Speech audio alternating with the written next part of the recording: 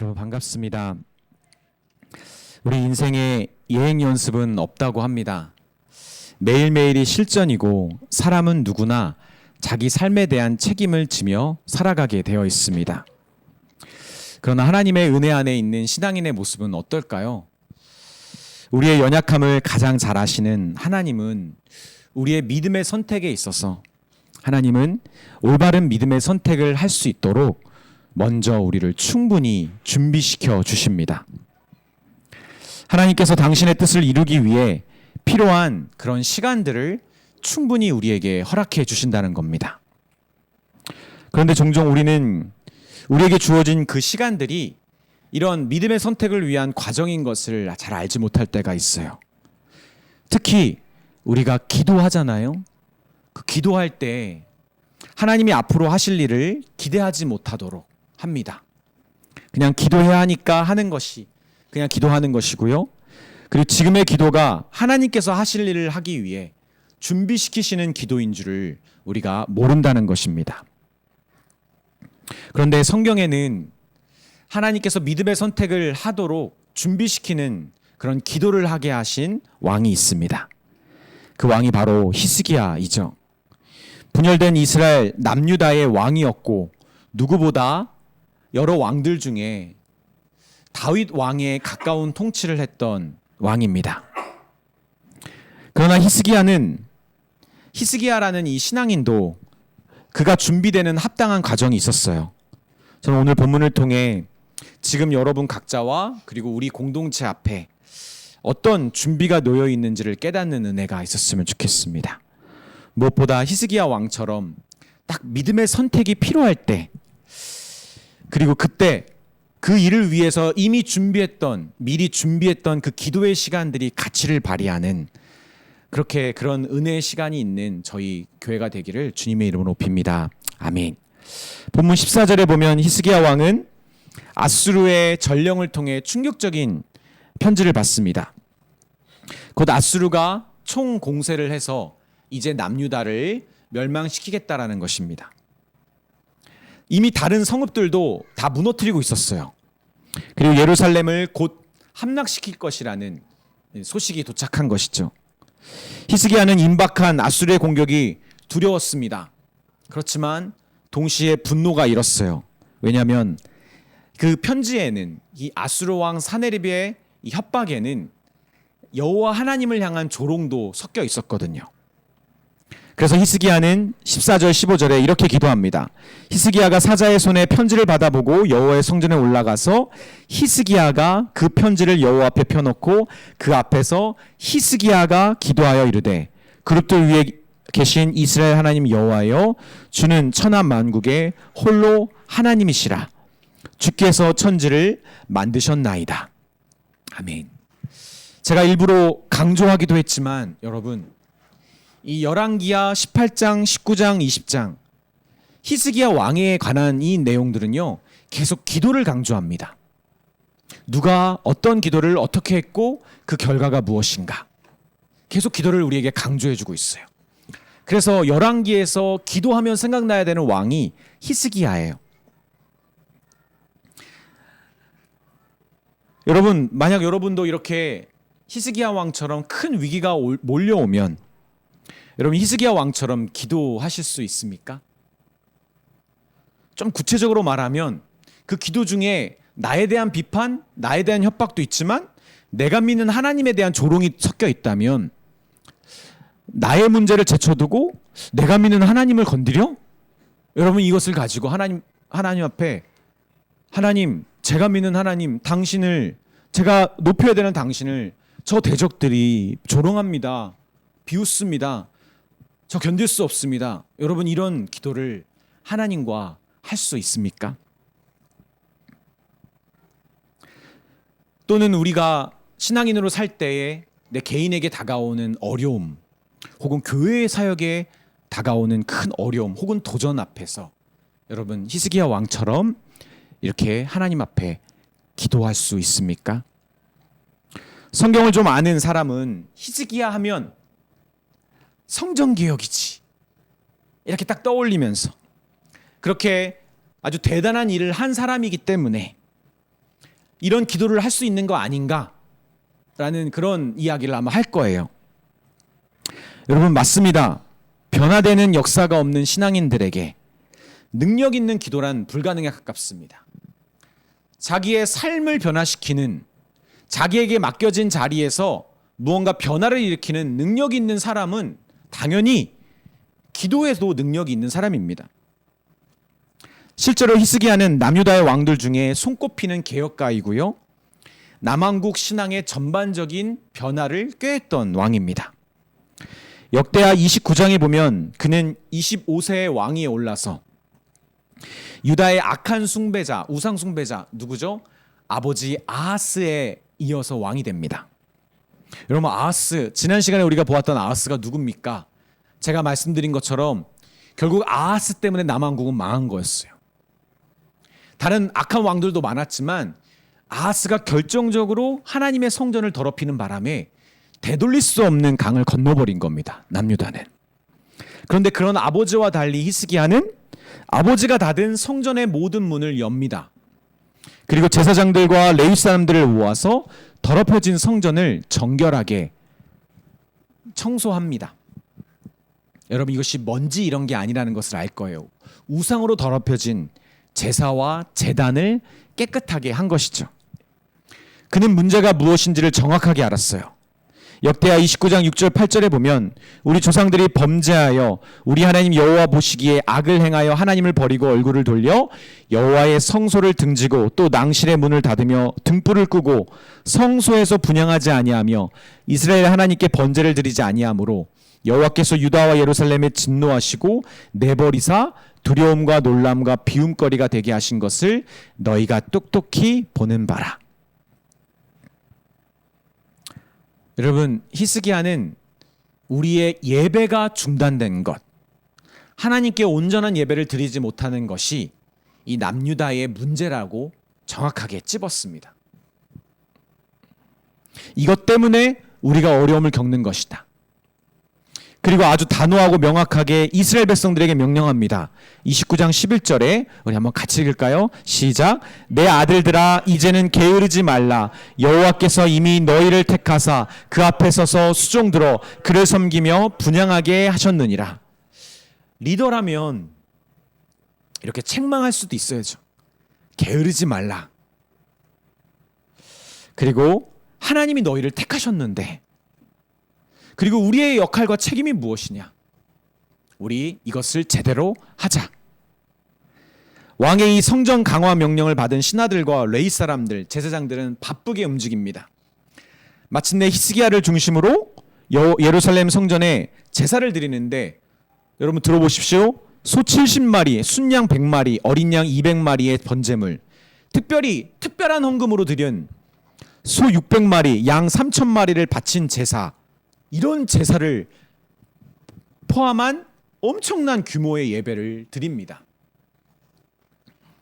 여러분, 오죽하면 제사장의 수가 부족해서 여러분 짐승의 가죽을 벗기는 일이 너무 시간이 오래 걸리니까 레위 사람들, 제사장이 아닌 사람들까지 사용됩니다.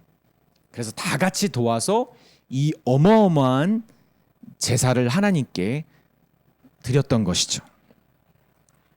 역대기의 저자는 이 놀라운 일을 이렇게 묘사하는데 29장 36절에 이 일이 갑자기 되었으나 하나님께서 백성을 위하여 예비하셨으므로 히스기야가 백성과 더불어 기뻐하였더라. 하나님이 준비하신 일을 히스기야가 왕이 되어서 딱 결단해서 판단해서 머뭇거리지 않고, 그렇죠? 애매하게 하지 않고, 그렇죠? 그거 하지 않고 갈래 말래 하지 않고. 여러분 이거 아시나요? 갈래 말래 애매하긴 해. 그렇죠? 네. 네, 아시는 분들은 희정자면 역시 몰라요. 네.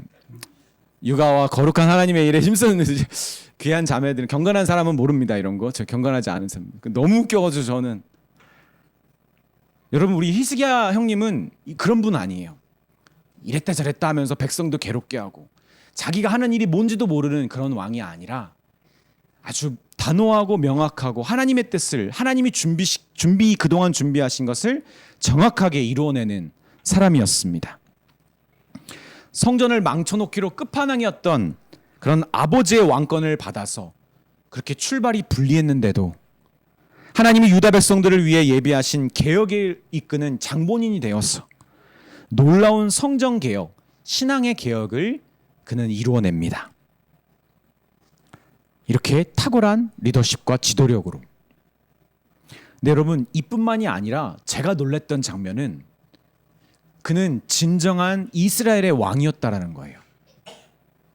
히스기야가 왕이 되었을 당시에 남왕국뿐만 아니라 북왕국 그리고 국제적으로도 정세가 매우 어지러웠어요. 되게 힘든 상황이었습니다. 근방의 가장 강력한 나라였던 아수르의 살마네살 왕이 북이스라엘을 에워스하고 3년 만에 함락시켜서 나라를 멸망시킵니다. 살마네살이 했고 사네립이 멸망시켰죠. 이때 히스기야 같은 이 하나님의 백성 동족을 불쌍히 여기고 그들이 나라가 멸망하니까 어떻게 되죠? 포로로 다 끌려가면서 그 남아있는 사람들이 다 흩어졌어요. 북이스라엘에서 다 쫓겨났어요. 그래서 어떤 사람들은 아시리아로 끌려가고요. 어떤 사람들은 북이스라엘을 넘어서 주변 지역으로 정착하며 살아야 되는 떠돌이가 돼버린 것이죠. 그렇게 삶의 터전과 신앙의 자리가 모두 폐허가 돼버린 이 북이스라엘 동족들을 불쌍히 여기고 그들과 함께 하나님께 예배드릴 수 있도록 그들을 초청합니다. 그리고 유월절 제사, 끊어진 유월절 제사를 그들과 함께 하나님께 드립니다. 여러분, 북이스라엘은 자신들의 죄로 나라가 멸망했어요. 어쩌면 같은 동족이지만 남왕국의 왕 히스기야는 그들을 손가락질하고 당연하다, 마땅하다라고 비난했을지도 모릅니다. 그런데 히스기야는 그들이 같은 이스라엘인 것을 잊지 않았어요.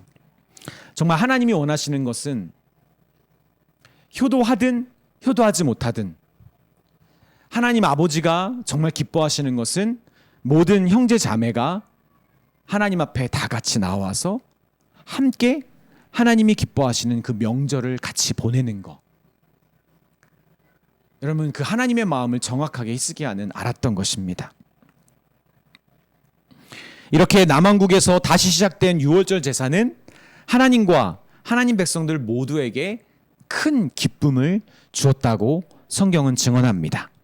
역대하 30장 25절 26절에 유다 온 회중과 제사장들과 레위 사람들과 이스라엘에서 온 모든 회중과 이스라엘 땅에서 나온 나그네들과 유다에 사는 나그네들이 다 즐거워하였으므로 예루살렘에 큰 기쁨이 있었으니 이스라엘 왕 다윗의 아들 솔로몬 때로부터 이러한 기쁨이 예루살렘에 없었더라. 여러분, 우리가 금요 찬양 기도회 때 보았던 목회자 리더의 조건 뭐였죠? 환대하는 자, 책망받을 게 없는 것뿐만 아니라 불쌍한 자들을 불쌍히 여기는 마음, 환대하는 마음이 리더에게 있을 때 하나님은 그 공동체를 기뻐 받으십니다. 우리 주 안에 사랑하는 여러분, 신앙인이라면 이 정도의 신앙 개혁, 삶의 변화를 일으킬 수 있어야 되는 거 아닙니까?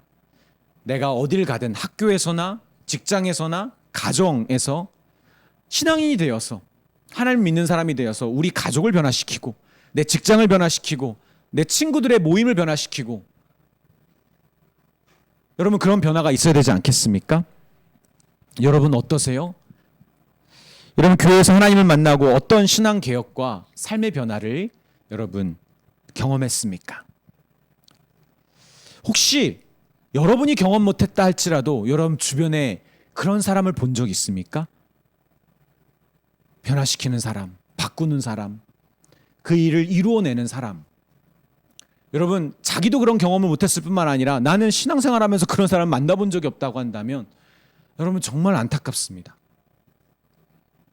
저는 여러분이 교회에서 특히 혹은 직장에서라든지 어디든지 믿음의 사람들을 통해 그들을 보면서 이런 개혁을 이루어낸 믿음의 사람을 여러분 꼭 만나봤으면 좋겠어요. 그리고 도전을 받았으면 좋겠어요. 그리고 여러분도 그런 사람이 되었으면 좋겠습니다. 살아 역사하시며 바뀔 수 없는 사람, 사람이 어떻게 사람을 바꿉니까? 그런 사람이 안 바뀌니까 어떻게 공동체가 바뀝니까? 어떻게 조직이 변합니까? 그렇게 변화시키는 것을 하나님이 기뻐하시고 나에게도 또 기쁨이 되는, 하나님이 그래서 나를 이 공동체에, 이 조직에, 이 가정에 나를 보내셨구나, 그것을 발견하는, 복음의 능력을 경험하는 여러분이 되었으면 좋겠습니다. 또 그런 변화를 일으키는 사람들과 함께하는 그런 예배 자리에서 우리가 무엇을 나누겠습니까? 불평과 불만과 누군가를 탓하는, 원망하는, 환경을 탓하고 나라를 탓하고 조직을 탓하는 것이 아니라 이런 하나님이 나를 통해 역사하시는 변화를 나눌 수 있는 그런 우리가 되었으면 좋겠습니다. 아멘. 그런데 문제는 이런 히스기야와 남왕국에게도 위기가 찾아왔다는 것이죠. 북이스라엘을 멸망시킨 아수르가 8년의 모든 이 변화 일을 마친 후에, 북이스라엘을 멸망시킨 아수르가 8년 동안 개혁을 이루어냈던 남왕국에 공격해 오기 시작합니다. 당시 아수르 왕은 사네립이 애굽을 비롯한 주변 국가들과 전쟁을 하고 있었거든요. 그렇기 때문에 다른 주변국들도 아수르와 싸우고 있으니까 아수르가 남유다를 공격하려고 했을 때 다른 왕들에게 도움을 요청할 수가 없는 거예요. 다 같은 처지에 있는 거예요. 그러니까 서로 자기 나라 지키기 바쁜 겁니다. 무엇보다 이 남유다 백성들과 히스기야는 아시리아의 강력한 힘을 알았어요. 어떻게? 여러분, 함께 유월절 제사를 드리는데 나라를 잃고 포로로 끌려가고 떠돌이가 돼버린 북이스라엘 동족들의 상태를 보니까 와, 이거 장난이 아닌 거예요. 진짜 나라가 멸망한다는 게 이렇게 무서운 거구나.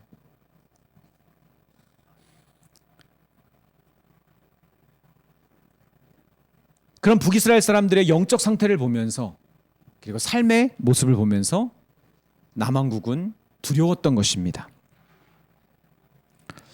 분명히 그렇게 불리한 모든 조건 가운데서도 신앙개혁을 이끌었고 그것도 단번에 이루어냈던 그런 히스기야 왕이었지만, 하나님을 아는 지식으로 우리에게 필요한 것은 성전의 개혁이다라는 것을 정확하게 찝어냈던 그런 사람이지만, 제사장과 레위 사람들을 회복시키고 모든 예배와 절기를 새롭게 했던, 망한 자기의 동족을 불쌍히 여기며 그들을 통합하여 하나님의 뜻을 이루는 그런 제사를 드렸던 사람이지만, 그런 믿음의 사람이지만, 그 아수르의 칼날이 자기 목에 직접적으로 날라오니까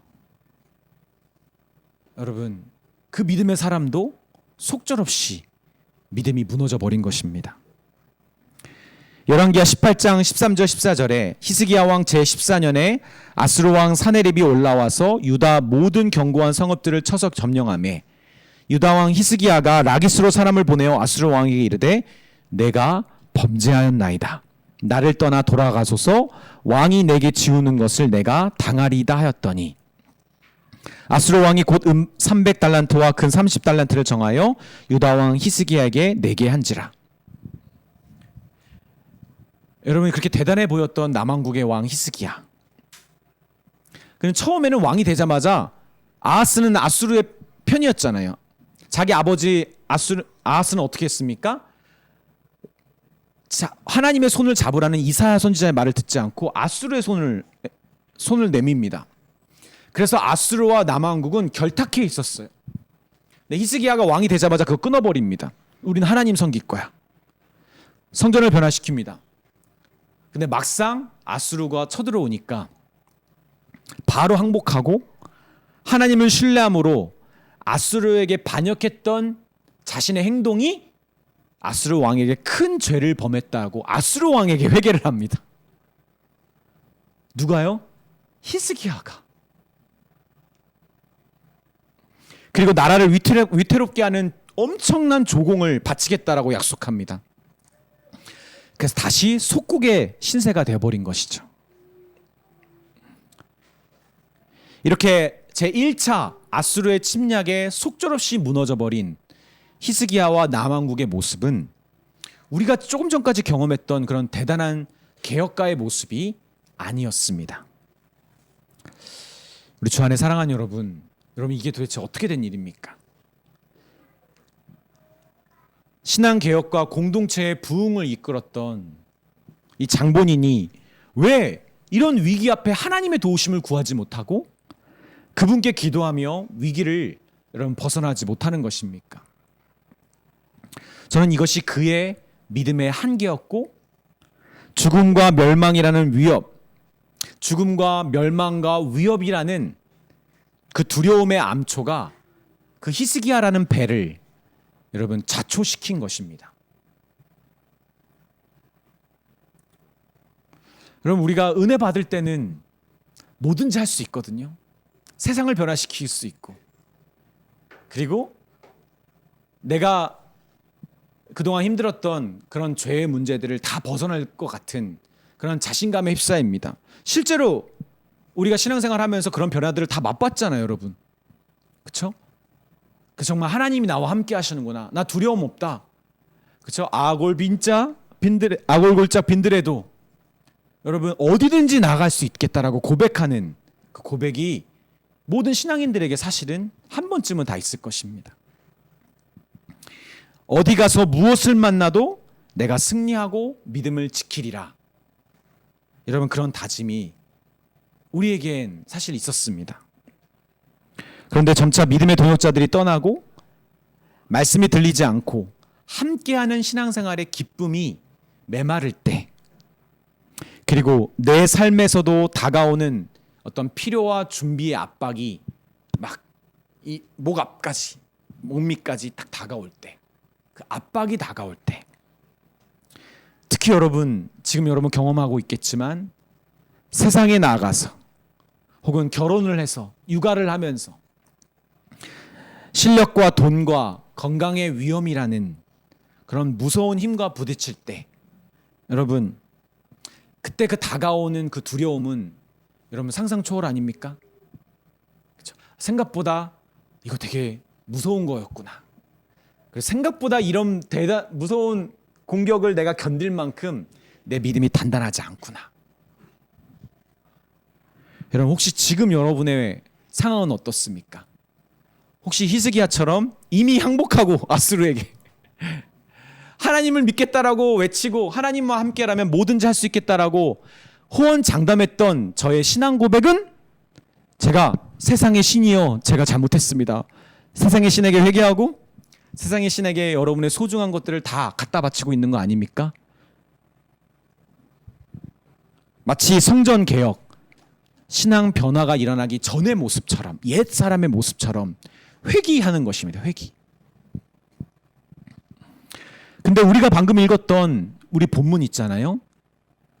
그 본문은 제2차 아수르의 침략 가운데 히스기야가 고백한 것이거든요. 근데 히스기야가 뭔가 달라져 있습니다.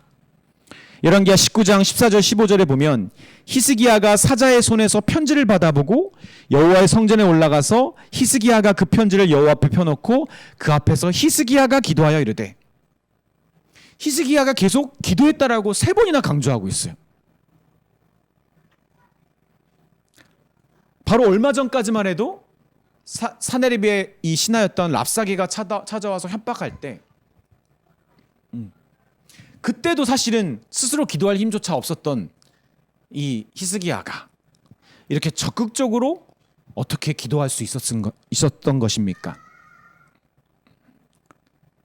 히스기야는 대적의 편지를 내려놓고 자기 앞에 내려놓고 하나님 앞에 직접 엎드려 기도를 시작합니다. 특히 이사야에게 히스기야는 이사야를 의존했던 왕이었어요. 아하스와는 달리. 근데 처음에는 건강한 의존이 아니었어요. 전적인 의존이었어요. 그래서 하나님을 이야기할 때도 당신의 여호와를 부르며 당신의 여호와께 좀 기도 좀 해주십시오라고 이사야에게 부탁했던 왕이 이제는 우리 하나님 여호와를 외치면서 하나님께 기도하는 겁니다. 이게 그의 기도가 점점점 변화되는 모습의 특징입니다. 그래서 그의 기도는 하나님의 마음을 움직여서 이사야를 통해 응답을 하나님 앞에 확인받습니다. 우리 19장 20절을 우리 한번 같이 읽겠습니다. 시작. 아모스의 아들 이사야가 히스기야에게 보내 이르되 이스라엘 하나님 여호와의 말씀이 내가 아수르 왕 사네립 때문에 내게 기도하는 것을 내가 들었노라 하셨나이다. 여러분 지금 이사야가 히스기야에게 뭐라고 말하는 겁니까? 야라고 말 안 하겠죠 왕에게? 그렇죠? 왕이시여. 예의가 있는 분입니다. 아무리 선지자라고 할지라도 선지자 왕이시여. 당신이 하나님께 기도했습니까? 하나님이 들으셨다고 합니다. 그리고 하나님이 응답하셨답니다. 히스기야가 묻지도 않았어요. 이사야에게 제 기도가 들렸습니까? 저 기도 하나님께 기도했는데 선지자님 제 기도 어떻게 됐습니까? 근데 묻지도 않았는데 이사야가 먼저 말해준 겁니다. 내가 들었다. 이 말씀은 무슨 말이냐면 내가 너의 기도를 기뻐 받았다 라는 말입니다. 즉 히스기야 왕의 기도가 하나님께 연락되었다는 말입니다. 우리는 잘 쓰지 않는 표현이죠. 요즘에는 기쁜 마음으로 받아들여 주신 거죠. 하나님께서 누구의 기도를? 나의 기도를. 저는 이번 연도에 희한하게 의도하지 않았는데 이 본문의 설교를 3번째 하는 거예요. 저희 선교회에서 가서 그리고 다른 교회 가서 물론 다 다른 버전이지만 근데 여러분 이거는 똑같아요. 여러분 이런 기도를 드려보신 적 있습니까? 하나님이 나의 기도를 연락하셨다. 잊을 수 없는 기도의 시간들 여러분 경험해 보셨습니까?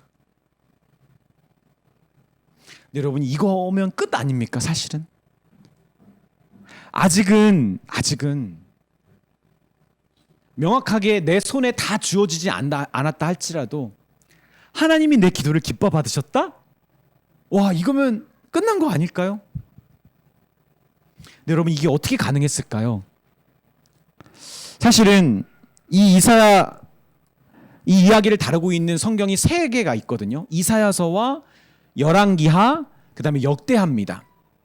이 히스기야 이야기를 다루는 이 3 성경 모두가 다 히스기야가 나중에 죽을 병에 걸려서 하나님 앞에 죽기 직전에 기도를 해서 15년간 삶이 연장되는 스토리가 있어요.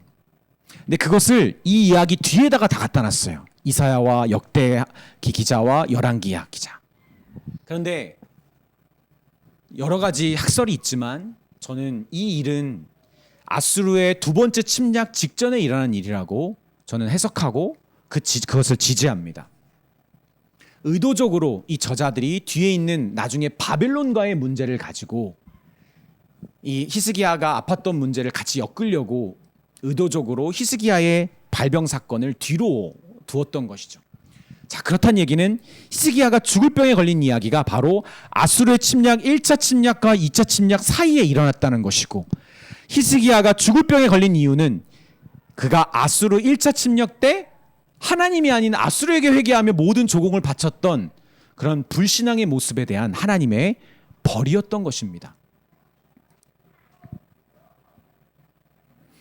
열왕기하 20장 1절에 히스기야가 병에 들어 죽게 되매 아모스의 아들 선지자 이사야가 그에게 다가와 이르되 여호와의 말씀이 너는 집을 정리하라 내가 죽고 살지 못하리라 하셨나이다. 여러분 이 말씀은 너 죽을 수도 있어 빨리 회개라는 말이 아닙니다. 이게 무슨 말이죠? 이거는 선언이에요. 너 끝났어. You out. 집 정리해. 타협 없는 하나님의 결정이 내려진 거예요. 여러분 히스기야가 어떻게 했을까요? 열왕기하 20장 2절 3절에 히스기야가 낯을 얼굴을 벽을 향하고 여호와께 기도하여 이르되 여호와여 구하오니 내가 진실과 전심으로 주 앞에 행하며 주께서 보시기에 선하게 행한 것을 기억하옵소서 하고 히스기야가 심히 통곡하더라.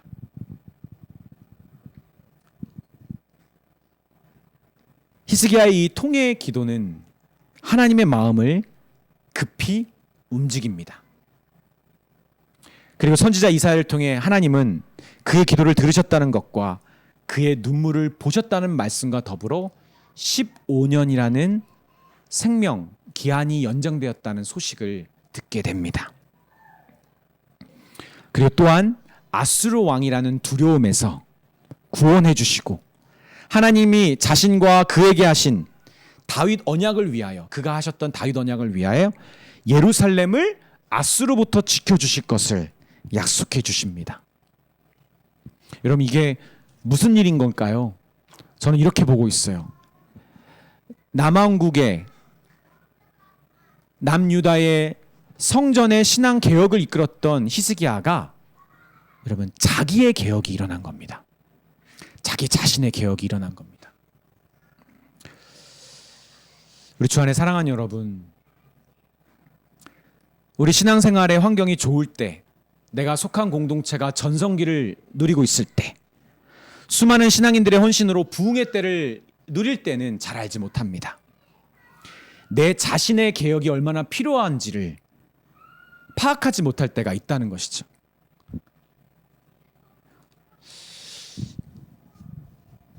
여러분, 제가 UFC를 좋아하거든요. 뭐 엄청 즐겨보는 건 아닌데 그 UFC가 갖고 있는 매력이 있더라고요. 그런데 특히 승리한 사람들보다 UFC에서 패배한 사람들의 인터뷰와 이런 것들을 유심히 또 봅니다. 그런데 얼마 전에 인상 깊은 UFC 선수가 그런 얘기를 하더라고요. 우리는 두 가지였는데, 하나는 어떤 선수가 자기는 경기를 위해서 운동하지 않는데요. 시합을 위해서. 시합은 내가 1년 내내 운동했던 것에 진짜 딱 3분, 6분에 끝나버리는 거기 때문에 만약 내가 그것만을 목표로 운동을 한다면 너무 허무하다는 거예요. 그거 하나도 인상 깊고요. 또 하나는 뭐냐면 이 UFC 선수들은 그렇게 죽어라 노력하고 감량하고 자기 몸을 갈아서 그렇게 노력한 것을 한순간에 딱 결과가 나타나기 때문에 그 패배에서 오는 실패감과 좌절감이 어마어마하다는 거예요. 내 인생이 끝난 것 같고. 여러분, 그때 그 선수들이 뭘 느낄까요? 내가 누구인지를 생각하게 됩니다.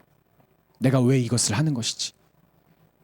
내가 이것을 하기 위해 내 가족과 내 소중한 젊음을 내가 정말 바칠 만한 의미가 있는 것인지. 그래서 그 마음을 새롭게 잡은 사람이 다시 그 다음 시합을 준비할 수 있는 거예요. 제가 지금 누구 이야기하는 거죠? 승리자입니까? 아니, 패배자를 이야기하는 겁니다. 승리보다 패배에서 오히려 인간 본연의 모습을 발견하고 찾을 수 있다라는 지혜자들의 말이 저는 맞다고 생각합니다. 목표를 향해 달려가면서 정작 자기의 진짜 모습을 잊어버리는 그런 성공자가 놓치고 있는 것, 패배의 장소에서, 패배의 순간에서 적나라한 자기 자신의 모습을 대면하는 순간 우리는 새로운 것, 보이지 않던 것, 그런 것들을 보게 됩니다. 누가요? 내 인생이 끝난 것 같은 그런 절망과 좌절을 겪는 패배자에게서. 우리 주 안에 사랑하는 여러분, 인생의 성공과 실패를 결정짓는 그런 무서운 단어가 점점점 우리에게는 이제 글씨, 공부로가 아니라 삶으로 오고 있지 않습니까? 저도 그래요. 내가 여기서 목회를 실패하면 이제는 뒤가 없다라고 생각하는 마음도 있어요. 제 마음 안에. 그리고 다시는 돌아오지 않은 아이들과의 귀한 시간들, 그리고 이렇게 여러분 목회자에게 귀한 축복인 성도들과의 이 관계, 귀한 만남들을 어쩌면 다시는 내가 이런 관계를 맺지 못하겠다라는 그런 생각도 듭니다. 근데 여러분, 그런 두려움을 우리가 어떻게 이길 수 있을까요? 여러분, 그때 우리는 어떻게 기도할 수 있습니까? 저는 히스기야에게 찾아온 죄와 두려움의 문제를 하나님이 죽음으로 풀어가신 것에 힌트를 얻습니다. 우리에게는 그리스도 예수의 십자가 죽음이 선명하게 있지 않습니까? 여러분, 여기서 예수님이 혼자 죽으셨나요? 맞아요. 혼자 죽으셨어요. 이거 예수님만이 감당할 수 있는 십자가였어요. 그런데 여러분, 예수님 혼자 죽으셨지만 진짜 혼자입니까? 아니요. 우리는 믿음으로 예수와 연합하여 예수가 죽으실 때 우리도 죽었어요. 우리 옛사람이 죽었습니다. 그리고 예수가 부활하실 때 우리도 예수와 믿음으로 연합하여 우리도 새 사람이 된 것 아닙니까? 우리는 늘 예수의 십자가를 짊어지며 살아가고요. 예수의 십자가 때문에 우리는 죽은 자이면서도 산 자입니다. 우리는 늘 우리를 새롭게 하시는, 죽음에서 생명을 일으키시는 그리스도 십자가의 예수님을 믿으며 살아갑니다. 그러니까 히스기야에게 허락된 그 15년의 생명 연장은 우리에게 허락된, 그리스도 예수로 인해 허락된 새 생명의 삶과 다르지 않다는 것이죠. 우리는 거저하던 삶입니다. 우리는 사실 죽었어야 돼요. 지금 하나님이 우리를 데려가셔도, 여기까지다 하셔도 우리는 거기다가 뭔 말 할 필요가 없는 거예요. 할 수도 없어요. 마땅합니다, 주님. 저로 인해 예수가 죽을 수밖에 없었는데. 우리는 죽었어야 되는 삶이 연장받은 것입니다. 그렇게 죽음 가운데 은혜의 수술을 받은 사람은 건강한 가운데 은혜의 건강제를 섭취하는 사람과는 전적으로 다른 삶을 삽니다. 죽음 가운데 은혜의 수술을 받은 사람은 건강한 가운데 좀 더 건강해지려고 그냥 건강 보조제를 섭취하는 사람과는 다르다고요. 시술 받은 사람과도 다릅니다. 우리는 죽음의 한복판에서 은혜의 수술을 받았어요. 그러니까 다른 삶을 살아갈 수 있는 거죠. 죽음의 자리에서 하나님의 살리심을 받았던 히스기야의 개혁된 믿음, 누군가를 변화시키는 믿음이 아니라 자기 자신이 변화된 믿음을 가진 그 믿음으로 그는 신하들을 준비시킵니다. 제2차 침략을 대비해서 하나님을 조롱할 그 적들의 말에 흔들리지 않도록 대비시킵니다. 열왕기하 18장 36절에 그러나 백성이 잠잠하고 단 한마디도 그에게 대답하지 아니하니 이는 왕이 명령하여 대답하지 말라 하였음이라. 그리고 히스기야는 이 문제를 이사야에게 전달합니다. 하나님께 도움을 얻고자 히스기야 선지자에게 나아갔던 것이죠. 그리고 이사야를 통해 한 번 더 확답을 얻습니다. 두려워하지 말라. 하나님이 이들을 무찌르실 것이다. 그래서 이 말씀을 믿었던 히스기야는 이렇게 우리가 읽은 것처럼 담대하게 스스로 기도의 자리, 하나님께서 연락하시는 기도의 자리로 나아갈 수 있었던 것입니다. 그리고 그 기도에는 힘이 있었어요. 우리 19절만 읽어볼까요? 우리 같이 읽겠습니다. 열왕기하 19장 19절 시작. 우리 하나님 여호와여 원하건대 이제 우리를 그의 손에서 구하나옵소서. 그리하시면 천하 만국이 주 여호와가 홀로 하나님이신 줄 알리이다 하니라. 아멘. 히스기야의 기도, 자기 자신이 개혁된 자의 기도, 그것도 죽음에서 생명으로 개혁된 자의 기도는요, 더 이상 자신 앞에 놓여 있는 문제가 아니라 하나님에게 시선이 가 있습니다. 무엇보다 그는 기도할 수 있었어요. 그리고 그의 기도는 하나님께 응답돼서 이사야 선지자를 찾기도 전에 선지자가 찾아와 하나님이 들으셨음을 알게 하시는 그런 은혜를 경험합니다. 우리 주 안에 사랑하는 여러분, 죽음 가운데 은혜의 수술을 받은 자로서 그렇게 자기 자신을 알게 되는 그런 믿음의 개혁의 일, 그런 믿음의 개혁이 일어난 사람은요, 더 이상, 여러분 죄송한 말씀이지만 자기 중심대로 살지 않습니다.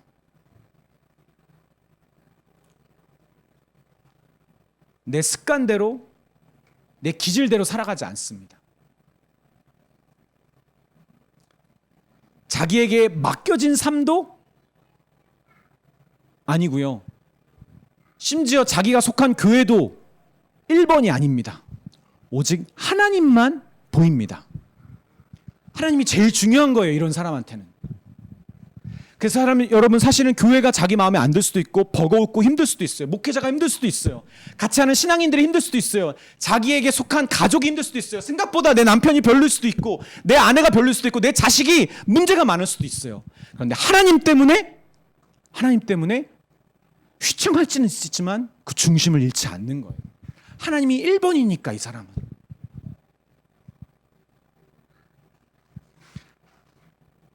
다른 무언가가 흔들려도 그것 때문에 위협과 두려움을 받는다고 하더라도 하나님으로 충분한 삶, 죽음에서 연장된 삶을 받은 거듭난 자의 기도는 하나님의 뜻을 향하여 계속 곧장 나아갑니다. 조금 속도가 더디게 나아갈 수는 있을지 몰라도 그 사람 멈추지 않아요. 다른 길로 가지 않습니다. 또한 여러분 그 한 가지 특징은 그 사람은 믿음의 동역자를 귀하게 여깁니다. 함께 두려움에 맞설 준비를 하고요. 그리고 그들에게는 선지자의 필요성을 특별하게 알고 있습니다. 여러분 목회자나 간사는 선지자 아닙니다. 다른 사역자, 선교사도 선지자 아닙니다. 여러분에게 영적으로 탁월한 사람도요 선지자 아닙니다.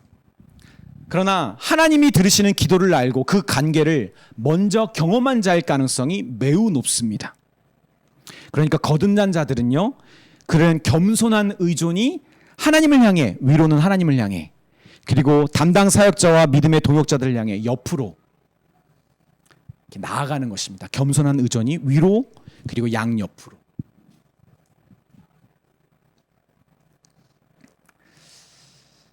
분명 예행 연습이 없는 우리의 인생과 달리 신앙인들의 믿음의 삶에는 하나님이 주시는 그런 준비 과정이 분명히 있습니다. 특히 저와 여러분처럼 믿음이 연약한 우리가 믿음을 선택할 수 있도록 하나님은 반드시 여러분에게 기도할 일거리를, 사건을, 문제를 우리에게 보여주십니다. 그리고 여러분에게 기도시키시는 거예요. 여러분 우리는 이 기도를 통해 하나님의 역사가 일어날 것을 믿으면서 주신 시간을 믿음의 기도로 채워가야 합니다. 열왕기 저자는 히스기야 왕을 이렇게 평가해요. 열왕기하 18장 5절 6절에 히스기야가 이스라엘 하나님 여호와를 의지하였는데 그의 전후 유다 왕 여러 왕 중에 그런 자가 없었으니 곧 그가 여호와께 연합하여 그에게 떠나지 아니하고 여호와께서 모세에게 명령하신 계명을 지켰더라. 연합하여 의지한 왕. 여러분 누가 떠오릅니까? 다윗. 다윗은 히스기야가 경험한 죽음에서 건짐받는, 패배의 그 절망에서 건짐받는 이 은혜의 수술을 히스기야는 한 번 받았지만 다윗은 여러 번 받았어요. 시편 19편 12절에 자기 허물을 능히 깨달을 자가 누구리요 나를 숨은 허물에서 벗어나게 하소서. 14절입니다. 우리 같이 읽겠습니다. 시작. 나의 반석이시오 나의 구속자이신 여호와여 내 입의 말과 마음의 묵상이 주님 앞에 연락되기를 원하나이다. 아멘. 이게 은혜 수술 여러 번 경험한 자가 어떤 기도를 드리는지에 우리에게 알려주는 그런 증거입니다. 우리 주 안에 사랑하는 여러분, 하나님 안에 있는 우리 모두가 히스기야처럼 또 다윗처럼 하나님께 연락되는 기도를 드림으로써 결국은 내 뜻, 내가 바라는, 내가 원하는 식의 삶이 아니라 하나님의 뜻을 이루어가는 여러분 거듭난 자다운 그런 삶을 살게 되는 은혜가 있기를 주님의 이름으로 빕니다. 아멘.